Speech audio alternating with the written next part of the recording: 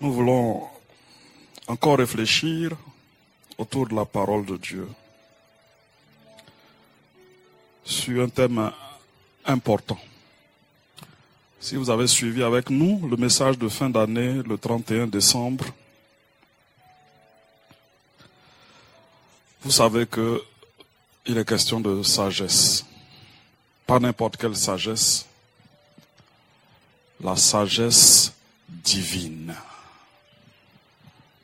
La sagesse d'en haut, pas la sagesse humaine.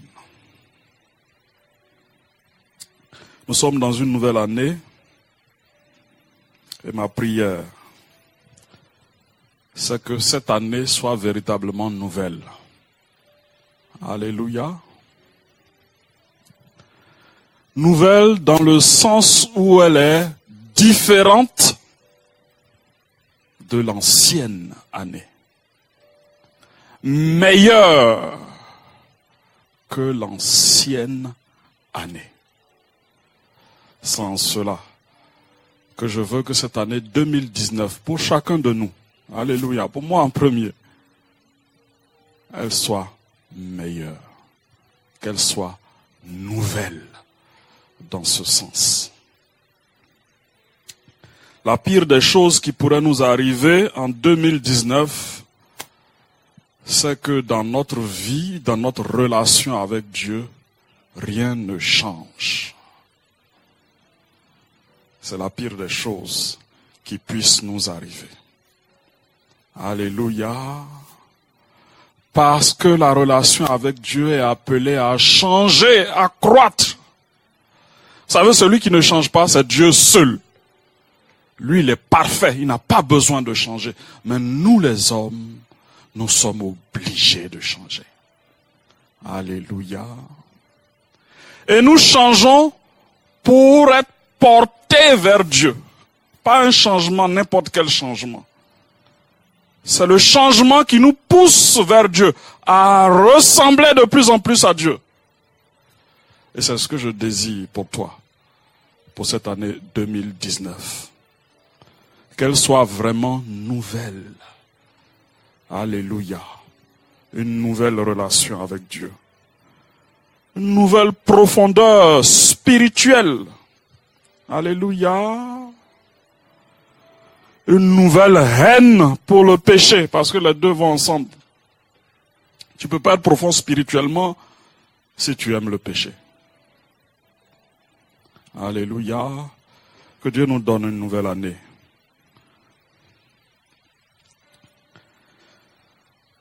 Alléluia. Les soins provenant de Dieu par le Saint-Esprit visent une chose. Je dis bien, les soins provenant de Dieu par le Saint-Esprit visent une chose, la maturité de ton caractère. La maturité de ton caractère en Christ. Alléluia. Si Dieu prend si soin de toi, si Dieu t'aime autant, c'est pour que tu grandisses et que tu ressembles de plus en plus à ce Seigneur de gloire. Il y a une prière, et je voudrais que ce soit notre prière pour cette année 2019. Je vous la lis dans 2 Chroniques 1:10. Accorde-moi donc de la sagesse et de la connaissance. Accorde-moi donc de la sagesse et de la connaissance, afin que je sache diriger ce peuple. En effet, qui pourrait juger ton peuple, ce peuple si grand? Vous avez reconnu la prière? Salomon. C'est la prière de Salomon. Et ça doit être ta prière. Alléluia. Ça doit être ta prière pour cette année. Il a fait cette prière au moment où il devait assumer des fonctions royales à la suite de son père David. Je ne sais pas ce à quoi Dieu t'engage pour cette année 2019. C'est toi qui sais. Mais quelle que soit la chose, Dieu veut entendre cette prière parce qu'il trouve plaisir dans cette prière. Alléluia. Accorde-moi la sagesse et la connaissance. Alléluia.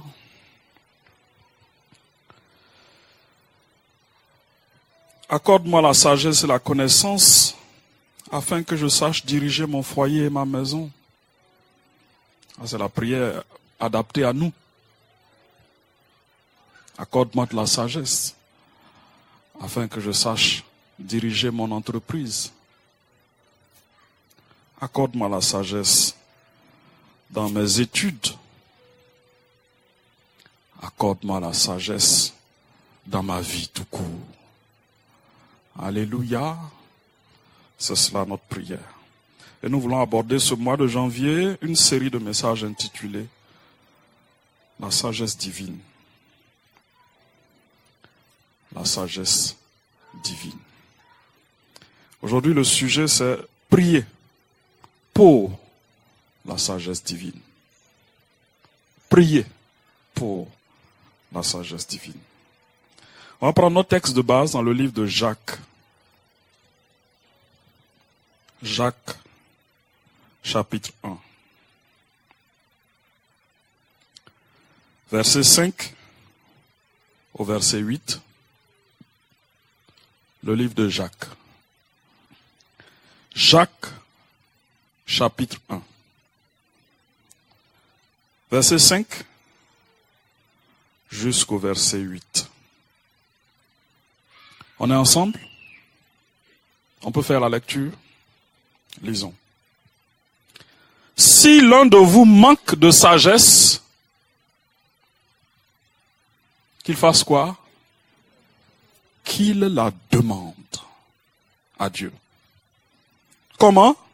Dans la prière. Qui donne. Dieu qui donne. Alléluia. Dieu qui donne à tous. Simplement. Et sans faire de reproche. Et elle lui sera donnée. Alléluia. Comprenez bien la construction de la phrase. Qu'il la demande et elle lui sera donnée. Et puis au milieu, il donne la raison pour laquelle elle sera donnée. Parce que Dieu donne tout simplement. Alléluia. À tous simplement. Sans faire de reproche. Verset 6. Mais,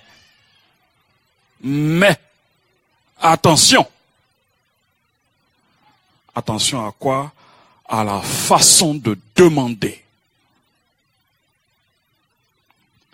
Mais qu'il la demande avec foi. Sans douter. Car celui qui doute ressemble à quoi? Aux vagues de la mer. Que le vent soulève et agite de tous côtés. Les vagues, c'est ce qu'il y a de plus instable. D'un côté, de l'autre côté, d'un côté, de l'autre côté. Et c'est un cycle continuel. Ta vie ne doit pas être instable à ce point. Alléluia. Verset 7, l'avertissement devient encore plus fort. Qu'un tel homme, quel homme? Celui qui manque de foi. Qu'un tel homme ne s'imagine pas qu'il recevra quelque chose du Seigneur. Voilà le grand avertissement. On veut tous la sagesse. On sait que c'est par la prière. C'est un moyen. Mais attention. On peut ne jamais y arriver. Ça dépend de notre façon de faire. C'est pas ce que je vous souhaite. Verset 8. Et il poursuit en parlant de cet homme qui manque de foi ou qui demande sans foi. C'est un homme partagé, instable, dans toute sa conduite. Alléluia. Voilà la parole du Seigneur et nous allons prier. Seigneur, nous voulons que tu viennes, Seigneur, nous instruire par rapport à ta parole. C'est toi, Seigneur, par ton conseil, qui a poussé Jacques à écrire ces mots. Poussé par l'Esprit, il a écrit. Et nous voulons, Seigneur, que ce même Esprit qu'il a inspiré nous parle à nos cœurs, pour que nous saisissions ce message. Et pour que, Seigneur, cette année 2019, dans nos choix, dans nos décisions, dans nos pensées, dans notre volonté, dans notre imagination, Seigneur, ta volonté triomphe et le choix de la sagesse soit notre choix. Bénis nos cœurs alors que nous écoutons ta parole au nom de Jésus. Amen. Voilà, je veux parler de 4 points concernant la prière pour la sagesse. D'abord, je vais évoquer le besoin de prier. Le besoin de prier. Ensuite, le contexte de la prière. Parce que c'est tout ce qu'on a lu. Je ne fais que détailler les points. L'assurance que nous devons avoir dans la prière. Et enfin, l'avertissement en rapport avec cette prière. Voilà donc les 4 points. Le besoin de prier. Le contexte de la prière. L'assurance dans la prière. Et l'avertissement concernant la prière. Quelle prière? La prière pour la sagesse divine. Alléluia. D'abord, le besoin de prier. La sagesse, c'est notre principal problème. Si tu n'es pas encore arrivé à reconnaître ça, tu n'es pas encore sur la voie de la sagesse. Je prie que Dieu te mette sur la voie de la sagesse. Alléluia. La sagesse est notre principal problème. Comment on y accède? Ce n'est pas qu'il faut juste attendre et puis, quand tu vas vieillir, ça va venir. Il n'y a rien à faire. Tu es trop jeune, on va expliquer, tu ne vas pas comprendre. Laisse seulement les années, et puis ça va venir tout seul. Certes, les années apportent une part de sagesse, vrai ou faux? Qui était jeune, enfant, adolescent, qui est aujourd'hui d'un âge mûr, et qui comprend mieux certaines choses. Le poids des années apporte une part de sagesse, mais c'est d'une sagesse humaine dont il est question. Ici, il est question de sagesse divine. Alléluia. C'est pourquoi on parle de prier. Et puis, ce n'est pas seulement adressé à des jeunes. Quand on parle de sagesse, ce n'est pas pour les enfants seulement. C'est pour tout le monde. Quel que soit ton âge, tu as besoin de sagesse. Même si tu as une certaine part de sagesse humaine, elle n'est pas suffisante. Il te faut une bonne dose de sagesse divine. Et c'est pourquoi tu dois prier. Alléluia. C'est la Bible qui dit la folie est attachée au cœur de l'enfant. La folie est attachée à son cœur. Naturellement, il aime faire les mauvaises choses. C'est comme ça. Et vous savez de quelle folie il est question? La folie du péché. Et si je parle de folie du péché, tu vas voir que toi-même adulte, tu n'es pas exclu. Alléluia. Dieu veut que la folie soit extirpée de nos cœurs et que la sagesse trouve sa résidence en nous parce qu'elle a été faite homme, cette sagesse, en Jésus-Christ de Nazareth. Alléluia. C'est quoi la sagesse? Ce n'est pas juste la connaissance. Celui qui est sage, ce n'est pas juste celui qui connaît beaucoup de choses. La sagesse, c'est plus dans le comportement qu'on parle de sagesse. Et c'est ça la petite nuance qu'il y a entre intelligence et sagesse. La sagesse affecte ton comportement, tes choix, tes décisions. Ce n'est pas juste. Ce n'est pas juste la connaissance. La sagesse est donc la capacité à faire la volonté de Dieu. Alléluia. Il y a quelqu'un qui a dit que les proverbes, les maximes et autres, il y en a suffisamment dans le monde. Ce qui reste à faire maintenant, c'est de les mettre en pratique. Il y en a suffisamment, les proverbes. Ce qui reste, c'est la pratique. Et dans la pratique, on trouve très peu de personnes. C'est pourquoi Jésus est venu, il dit, je ne suis pas venu abolir la loi, je suis venu l'accomplir. Alléluia. Je suis venu accomplir. Et donc la sagesse réside dans la capacité à faire la volonté de Dieu. Ce n'est pas juste le fait de connaître la volonté de Dieu. C'est la capacité à faire la volonté de Dieu. C'est cela, la sagesse. La Bible dit ceci. Le commencement de la sagesse est la crainte de l'Éternel. Le commencement de la sagesse est la crainte de l'Éternel. Il y a deux aspects dans la crainte de l'Éternel. Il y a la crainte de l'Éternel qui conduit à la conversion. Est-ce qu'on l'a? Ou qui nous a conduit à la conversion. Et puis il y a la crainte de l'Éternel qui nous conduit dans une relation plus profonde. Et c'est là où on a souvent des problèmes. Alléluia. Je crains suffisamment Dieu pour lui donner ma vie. Alléluia. Je ne peux pas vivre en faisant fi de sa présence. Je ne peux pas vivre en faisant fi de sa présence.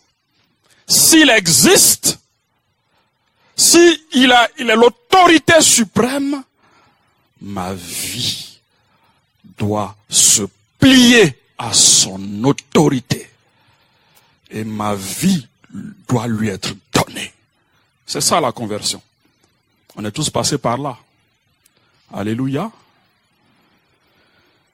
Mais le commencement de la sagesse a aussi une autre facette. Je dois craindre suffisamment Dieu pour avoir une relation profonde avec lui. C'est là où Dieu a des problèmes avec nous. Je dois craindre suffisamment l'Éternel pour avoir une relation profonde avec lui. Qu'est-ce que je veux dire par là? Il m'a tellement aimé. Alléluia. J'en ai pris conscience. Qu'est-ce que moi je peux faire si ce n'est de l'aimer plus que tout? Alléluia. Si ce n'est de lui donner chaque journée de ma vie du temps. Alléluia. La sagesse ne vient pas comme ça par magie. Alléluia. Quand tu as donné ta vie au Seigneur, tu as été sage. Mais sois sage dans ta marche avec le Seigneur. Alléluia. La sagesse ne s'arrête pas à la décision de départ. Elle doit se voir dans la suite. Quelle relation tu as avec Dieu? Quelle est sa part dans ton calendrier? Quelle est sa part dans tes priorités? Quelle est sa part dans tes choix? C'est de cela qu'il est question. Alléluia. le commencement de la sagesse est la crainte de l'Éternel. Craindre Dieu, c'est commencer à être sage. Mais le texte que nous avons lu nous indique un moyen. La prière. La prière. Mais il y a une condition qui est posée à la prière. Il y a un si au début du verset qu'on a lu. Le si, c'est quoi, si vous avez vos textes sous les yeux? Si... Non, je veux qu'on lise. Si... Si quelqu'un manque de sagesse, tu dois te rendre compte que tu manques de sagesse. Qui manque de sagesse parmi nous aujourd'hui? Je ne vois pas toutes les mains levées. On manque tous de sagesse. Donc, c'est pour nous tous. Ce n'est pas pour les plus jeunes seulement. C'est pour nous tous. Parce qu'est-ce que nous pouvons nous comparer à la sagesse de Christ? Non. Donc, nous avons besoin de sagesse. Alléluia. Ça commence par là. Et ensuite, quand tu te rends compte que tu manques de sagesse, quand tu te rends compte que tu fais partie de cette catégorie de personnes qui manquent de sagesse, ta prière maintenant doit monter vers Dieu. Comment? C'est d'abord une prière persévérante pour chaque situation que tu traverses. Il y a des situations où on doit faire des choix. Et puis c'est difficile. On ne sait pas. On va passer à gauche ou on doit passer à droite. En ces moments-là, Jacques dit, tu manques de sagesse? Prie. Alléluia. Tu crois que Dieu peut répondre? Tu crois qu'il peut répondre à ton manque de sagesse? Je ne vois pas beaucoup de têtes hochées, hein? Ah oui. Ah oui. Ah oui. Alléluia. Il est disposé à donner sa sagesse, à répandre sa sagesse. Tout ce qu'il attend, c'est la prière. Mais on ne prie pas parce qu'on se croit sage. Voilà la raison pour laquelle on ne prie pas. Telle situation arrive. Il y a chemin A, chemin B, chemin C. Moi, je sais que c'est A qui est le meilleur. Et puis, je m'en vais dans le chemin A. Celui qui me vient en tête, c'est Lot. Et regarde, là-bas, ça c'est bon, c'est verdoyant. Et puis, il s'en va. Il se laisse guider par sa sagesse humaine. Et ça finit dramatiquement. Parce qu'il perd tout en un jour. Il est obligé de tout laisser, tout ce qu'il a construit toute sa vie. Parce qu'il a fait confiance à sa propre sagesse qui s'est avérée pas droite, pas correcte, pas juste. Alléluia. Tu dois te rendre compte que tu as besoin de sagesse. Et quand tu vois A, B, C, tu peux dire, Seigneur, moi mon cœur me guide vers A, mais je ne vais pas me fier à mon cœur. Alléluia. Je vais me fier à toi. Je fais comme si A n'est pas la meilleure solution. Seigneur, montre-moi le chemin. Et puis Dieu va se révéler à toi. Alléluia. Il va se révéler à toi. Peut-être qu'il va parler par la bouche du pasteur. Peut-être qu'il va parler par la bouche d'un frère en Christ. Peut-être qu'il va parler par la parole de Dieu. Peut-être qu'il va parler par une conviction à l'intérieur de ton cœur. Mais il va te répondre. Faut être sûr de ça. Et la sagesse que tu désires va forcément arriver. Deuxièmement, ta prière doit être aussi une prière pour la sagesse à chaque fois que tu ouvres la parole de Dieu pour prier. Voilà la deuxième situation dans laquelle tu dois demander la sagesse au Seigneur. À chaque fois que tu prendras sa parole, ne joue pas à celui qui est l'expert en lettres modernes. Ne joue pas à l'expert en philosophie. Viens comme un ignorant pour dire, Seigneur, ouvre-moi, donne-moi accès à la connaissance de ta parole. Et Dieu va répondre à ta prière. Alléluia. Et un troisième contexte de prière, c'est la prière de repentance que tu dois faire à chaque fois que tu as fait un mauvais choix. Alléluia. La sagesse, c'est faire le bon choix. Mais on est des hommes, on peut se tromper. Quand tu cours après la sagesse divine, reconnais à chaque fois que ta propre sagesse t'a trompé. Reconnais, Seigneur, je me suis trompé. Voilà 3 contextes, ce ne sont pas les seuls, mais dans lesquels nous pouvons rendre pratique notre prière pour avoir la sagesse divine. Alléluia. Parlons maintenant du contexte de la prière. Et quand on parle de contexte de la prière, on parle du contexte dans lequel Jacques, qui a écrit, a donné cette recommandation. Si quelqu'un manque de sagesse, qu'il la demande. On ne pourra pas comprendre ce que Jacques a écrit si on ne va pas dans le contexte dans lequel il a écrit. Et ce contexte, c'est lequel? Je vous lis juste le verset qui précède ceux qu'on a lus. Le verset 2 dit, je ne lis pas le verset 1, mais il est très important aussi à commenter. Je ne vais pas être long. Jacques, vous savez qui c'est? C'est le frère du Seigneur. Et regardez comment il se présente. Qu'est-ce qu'il a écrit? Serviteur. Esclave. Il ne dit pas Jacques, l'illustre frère de Jésus-Christ. C'est pas comme ça qu'il se présente. Alléluia. Il dit esclave de Dieu et de Jésus. Alléluia. Le verset 2 est celui qui m'intéresse.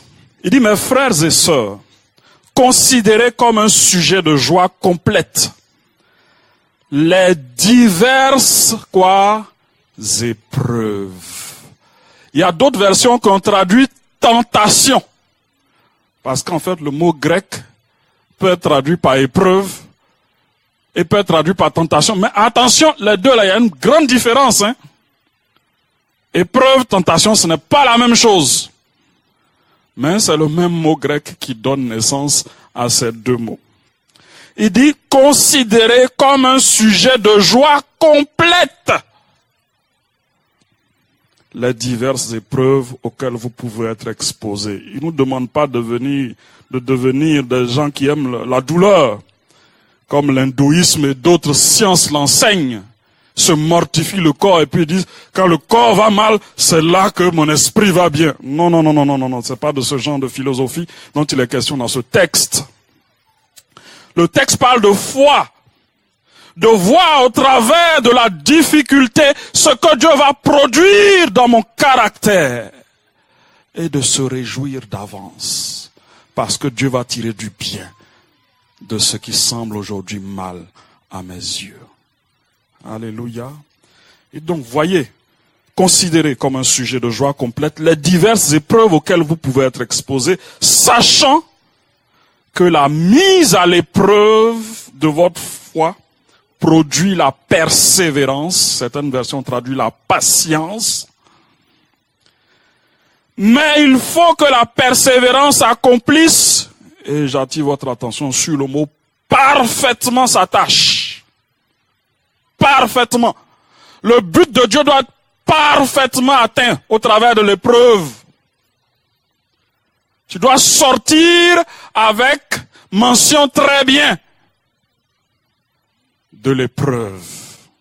Le but de Dieu doit être parfaitement atteint. Sinon, tu sors repêché, n'ayant pas eu la moyenne. Non, le but de Dieu doit être parfaitement atteint. Mais il faut que la persévérance accomplisse parfaitement sa tâche afin que vous soyez parfaitement, vous voyez, parfaitement 2 fois qualifié, sans défaut, et qu'il ne vous manque rien. Voilà le contexte. Il dit, il ne vous manque rien. Et puis à la suite, il dit quoi? S'il vous manque la sagesse. Ça veut dire que ce qu'il dit en rapport avec la sagesse, c'est un rapport avec le contexte de l'épreuve dont il est en train de parler. On a besoin de sagesse dans plusieurs contextes, mais ici, il parle de la sagesse dans l'épreuve. Qui a vécu des épreuves en 2018? Tu as besoin de sagesse. Alléluia. Et si tu n'as pas manifesté la sagesse dans ces épreuves, aujourd'hui, tu as besoin de sagesse. Alléluia. Notre problème, souvent, c'est dans l'épreuve. On manque de sagesse dans l'épreuve. L'épreuve, c'est quoi? C'est la déstabilisation qui se produit autour de nous. Nos convictions qui sont bouleversées. Dieu est fidèle. Il prendra soin de moi. Je suis avec toi tous les jours. Et puis, on m'a renvoyé de mon travail. Et puis, ça ne va pas dans mon foyer. Et puis, j'ai des difficultés à l'école.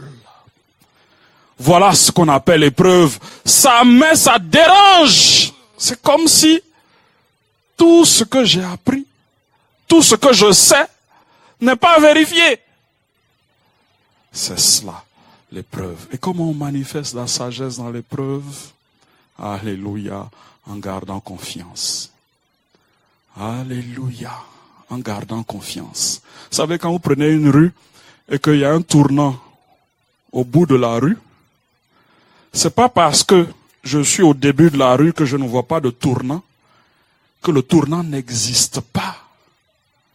Est-ce que vous comprenez ce que je veux dire? C'est pas parce qu'à l'endroit où je suis, je ne vois pas le tournant qui n'existe pas. Tu dois croire qu'il existe. Il y a un chemin. Dieu a prévu. Ce n'est pas encore arrivé. Et je ne vais pas laisser ma bouche. Vous voyez, il parle beaucoup de la bouche. Disait Jacques, toute l'épître, vous comprendrez. Je ne vais pas laisser ma bouche qui a prononcé des bénédictions le dimanche venir le lundi. Mais Seigneur, tu es où? Tu es où? Et puis je souffre. Il dit de la même bouche, il sort la bénédiction et puis la malédiction. Et puis ce qu'il dit est profond. Il dit, est-ce qu'une source peut faire sortir des choses? Le problème, c'est la source. Alléluia. Si la source est bonne, l'eau sera bonne. Si l'eau est mauvaise, travaille à la source. Ton cœur à la source. Prie pour ton cœur.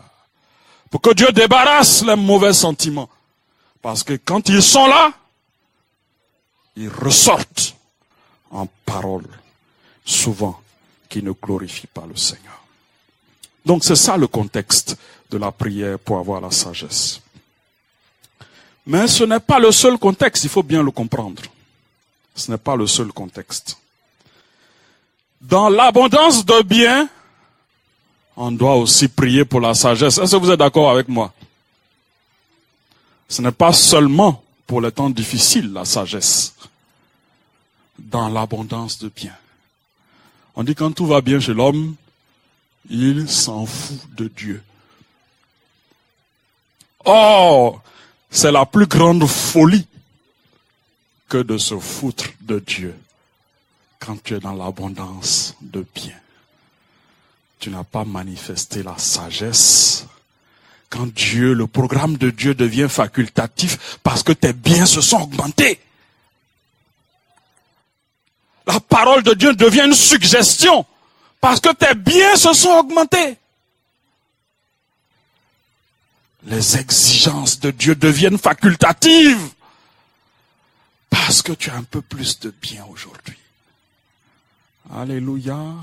Nous avons besoin de sagesse aussi dans l'abondance. Dans la jeunesse de l'âge, nous en avons besoin. Devant des choix importants de vie, nous en avons besoin.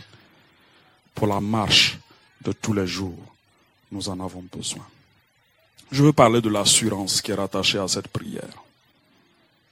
Verset 5 dit, « Si l'un de vous manque de sagesse, qu'il la demande à qui? À Dieu, qui donne à tous. » Alléluia. Ce n'est pas réservé seulement pour ceux qui ont des tâches de responsabilité dans l'église. Comme eux, ils doivent conduire, donc ils ont besoin de sagesse. Dieu va répondre plus à leur prière qu'à la mienne. Non. Jacques dit, Dieu répond à tous. Tu as fait ta prière avec sincérité. Dieu va répondre à ça. Alléluia. Dis Amen. Alléluia. Dieu va répondre. Parce que la réponse est basée sur sa nature. Il donne. Il est bon.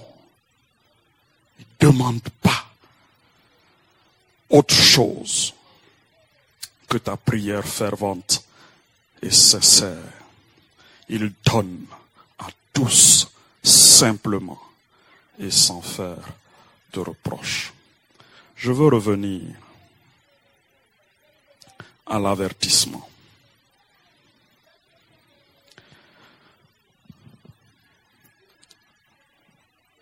L'avertissement, ça commence déjà, vous voyez que tous les versets,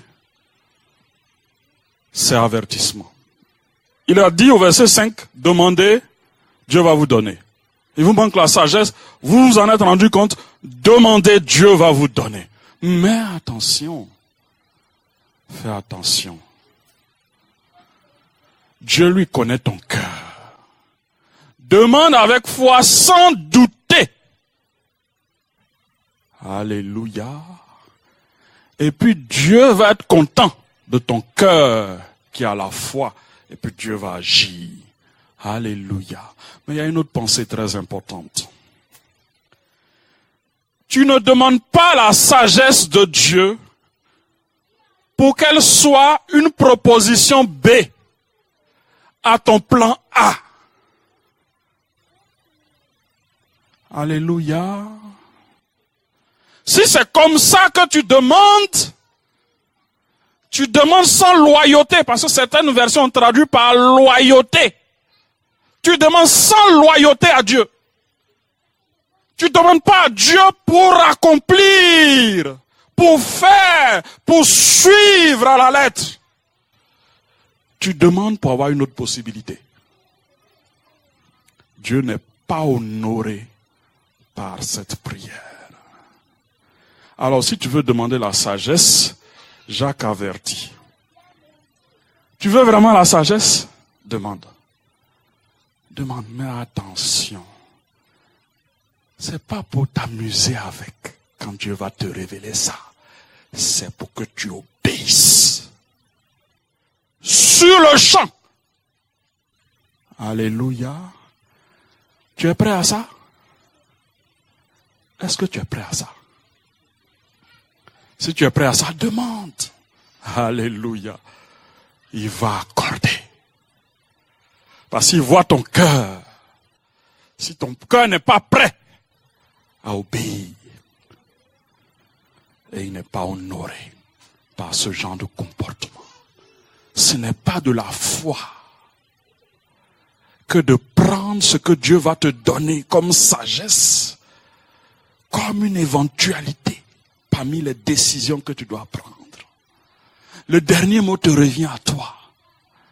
Seigneur, dis-moi ce que tu penses pour que je fasse mon choix. Si c'est comme ça que tu demandes la sagesse, elle ne va pas venir. Qu'un tel homme ne s'imagine pas qu'il recevra quelque chose de la part de Dieu. Vous comprenez ça? Qu'il ne s'imagine pas. Tu dois comprendre que la sagesse de Dieu, c'est pour la mettre en pratique. Alléluia. Et ton cœur doit être disposé à ça. Quand ton cœur est disposé à ça, Dieu envoie. Alléluia. Et tu es émerveillé. Toi que les gens considéraient comme ayant peu de sagesse, tu es émerveillé. Parce que ce que Dieu te dit, tu fais. Comme un enfant. Et puis le résultat, celui-là, il est sage. Hein? Depuis quand il a commencé à être sage? Depuis quand? Vous savez, les gens disaient ça de Jésus. Mais lui, le fils, on le connaît ici, là. Mais d'où lui vient cette sagesse? Alléluia. Vous avez la sagesse personnifiée devant vous. Alléluia. Il est descendu du Père. D'où lui vient cette sagesse? Il est la sagesse. Alléluia. Mais de toi, les gens peuvent dire, il commence à devenir sage, hein? Ouais, il commence à devenir sage. C'est pas sage je suis tranquille dans mon coin, je viens à l'église. Voilà. Et puis dès que je sors, je deviens un ouragan. Non. C'est pas de ce genre de sagesse dont il est question. C'est la sagesse qui dit, si telle est la volonté de Dieu. Je pense à Marie quand je le dis, je ne suis que la servante du Seigneur. Que ta volonté se fasse. Voilà comment la sagesse va arriver dans ta vie en 2019. Ne prends pas ce que Dieu va te révéler pour suggestion. Alléluia. La sagesse n'arrivera pas. Prends ce qu'il va te révéler comme quelque chose qui s'impose à toi. Que tu es obligé de suivre. Et tu vas voir que, vous savez, la sagesse a produit des résultats merveilleux. Hein? On a parlé du livre de Proverbes le 31 décembre. Un des fruits, c'est le succès. Tout devient plus agréable. La vie devient plus agréable. Parce que les relations avec Dieu, la relation avec Dieu est restaurée. Et quand elle est restaurée, et que c'est profond, et que c'est sincère, tout ce qui est relation horizontale aussi est restauré. Je ne dis pas que tout le monde va être content de toi. Je ne dis pas que tout le monde va dire que tu es le plus beau ou la plus belle. Ce n'est pas de ça dont je parle. Mais je dis que ta relation avec les autres, ça va changer. Les choses que tu fais vont marcher. Alléluia. Au sens de Dieu. Alléluia. Quand je dis marcher au sens de Dieu, je ne veux pas rentrer dans les coups bas pour avoir les marchés. Je vais rester droit. Et puis, mon succès, mon abondance va venir de ma droiture. C'est ça le vrai succès, selon Dieu. Parce que le succès qui vient de la tromperie, des coups bas, ce n'est pas un succès aux yeux de Dieu. Alléluia. Que Dieu nous bénisse et qu'en cette année 2019, il fasse de nous des hommes plus sages. Alléluia. Que nous l'étions en 2018. On ne sera pas parfaitement sage. Mais on sait qu'il y a un palier de sagesse qu'on va franchir en 2019. Alléluia. Que ce soit ainsi pour toi.